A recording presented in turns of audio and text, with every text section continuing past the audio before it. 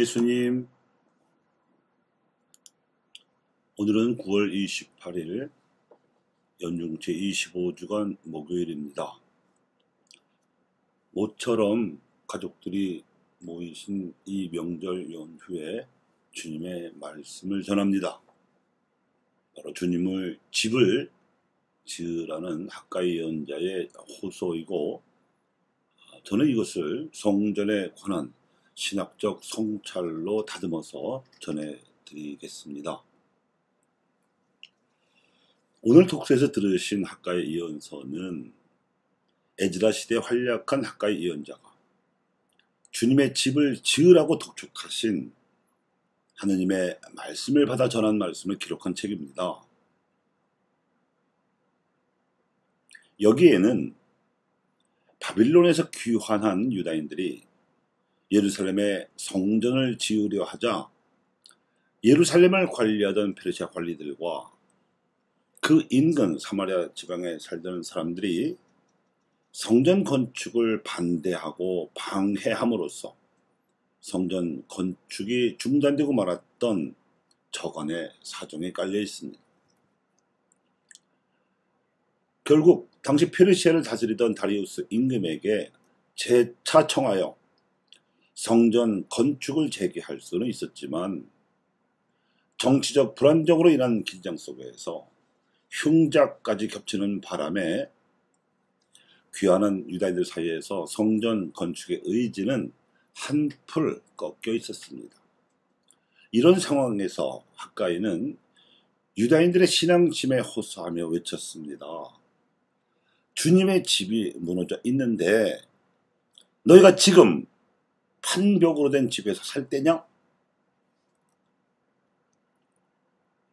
그런가 하면 오늘 복음에서는 세자 요한이 헤로데 영주로부터 참수당해 죽음을 당한 뒤에 예수님께서 하신 모든 일을 전해 듣고 몹시 당황하였다는 이야기를 들으셨습니다.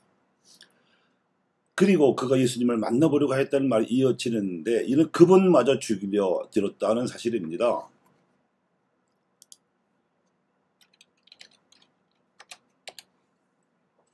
실제로 이런 살의를 전해 들으신 예수님께서는 가서 그 여우에게 이렇게 전해라. 보라, 오늘과 내일은 내가 마귀들을 쫓아내며 병을 고쳐주고 사흘째 되는 날에는 내 일을 마친다. 그러나 오늘도 내일도 그 다음 날도 내 길을 계속 가야 한다. 예언자가 예루살렘이 아닌 다른 곳에서 죽을 수는 없기 때문이다 하고 반응하셨습니다. 이런 예수님의 반응에서 우리가 감지할 수 있는 것은 이런 거죠. 당신 생애의 최후가 임박한 것을 감지하신 예수님께서는 죽기를 각오한 마지막 복음 선포, 즉 제자들에게는 최후의 만찬을, 그리고 세상에 대해서는 십자가 죽음으로 마지막 복음 선포를 하실 준비를 하신 겁니다. 물리적으로 비유하자면 세례자 요한은 예수님께서 오실 길을 닦았고 그 길로 오신 예수님께서는 12 제자를 통해 이스라엘을 새로 불러 모으심으로써 영적인 성전을 짓고 계셨습니다. 학가의 예언자의 독촉으로 예루살렘 성전은 겨우 지어질 수 있었지만 그 성전은 물리적으로만 주님의 집이었을 뿐 영적으로는 무너져가는 중이었기 때문입니다. 실제로 요한복음서 2장의 증언에 따르면 예수님께서는 당시 복마전으로 여겨지던 예루살렘 성전의 장사치들을 쫓아내시면서 이렇게 말씀하셨습니다. 이 성전을 허물어라. 내가 사흘 안에 다시 세우겠다. 요한복음 사가가 증언하듯이 예수님께서 다시 세우시겠다던 성전은 부활하신 당신의 몸이었습니다. 십자가와 부활의 진리로 살아가는 신앙인들의 공동체야말로 예수님께서 거하시는 주님의 집이었던 겁니다. 이 중요한 뜻이 담긴 예수님 말씀을 알아들을 길이 없었던 사두가이들은 이 성전 정화 사건을 계기로 예수님을 성전 모독 혐의로 제거할 음모를 꾸미기 시작했습니다. 46해나 걸려 지은 예루살렘 성전을 겨우 사흘 안에 세우겠다고 큰 소리 치는 예수님을 두고 성전 정화 사건을 목격했던 당시 유다인들도 미친 사람 취급을 했습니다.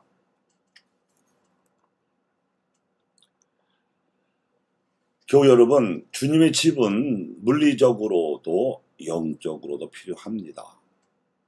물리적인 성전이 영적으로 무너져 있다면 더욱 그렇습니다. 이게 어디 이스라엘 시대의 이야기입니까? 우리 시대에도 그렇지 않습니까? 자발적으로 세례받은 이들의 90%가